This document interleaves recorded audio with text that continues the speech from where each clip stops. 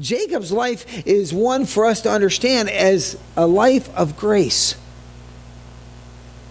From the beginning, Jacob showed himself as a nasty person. From the beginning, from the time he's in the womb, he comes out of the womb trying to grab and trying to gnaw at his brother. And when they're very young, he learned to deceive and lie and trick at a very early age. And those of you who are parents of small children know that you didn't have to teach your kids how to lie. They learned how to do it very well on their own. Even if they learned bad habits from you, they learn how to lie pretty easily on their own without any help from you. That's the way kids are, because that's the way people are by nature. We are. I know a lot in our culture try to say by nature we're good people, and by nature you give people the right environment, they're going to do the right things. The problem with that is Scripture goes against that. And you can be in the best environment, and outside of God's grace, you are still a person who is going to sin. You're still a person who is going to do sinful things. And down through the centuries, a lot of people have tried to do certain things to curb that.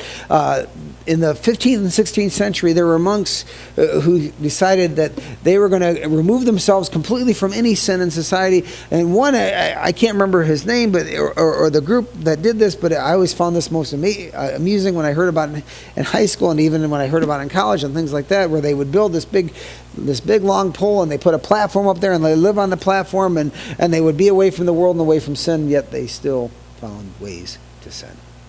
Because outside of God's grace, that's what we do. But look at that phrase, outside of God's grace. We're not outside of God's grace.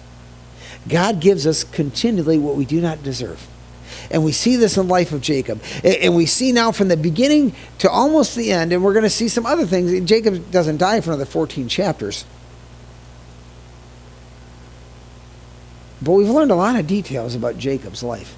Now, Jacob, Israel, God used mightily and God used greatly and had some incredibly great qualities. But we're giving him with all his warts. We're not given a completely clean, beautiful picture of Jacob. No, we're given Jacob with some problems that he has.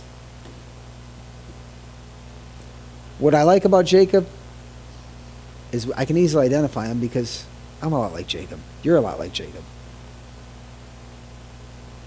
God used him. And God didn't give up on him. And God doesn't give up on his people. That is amazing to me. That's why, by the way, I think another lesson from the life of Jacob is that's why you should be able to forgive other people when they wrong you. Because if God continually forgave Jacob and God continually forgives us, then certainly we should have within us the capacity to forgive others if we've truly been one of his and he's truly saved and changed us. Because think of how Jacob was. But the blessing, God still came through. God still kept his promise.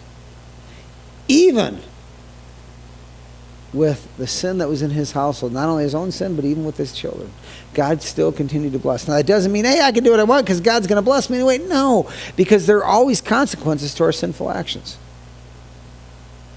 The consequences to Jacob's sinful actions and Esau's sinful actions still carry on to this day. The blessing would have been far greater had they made the right decisions.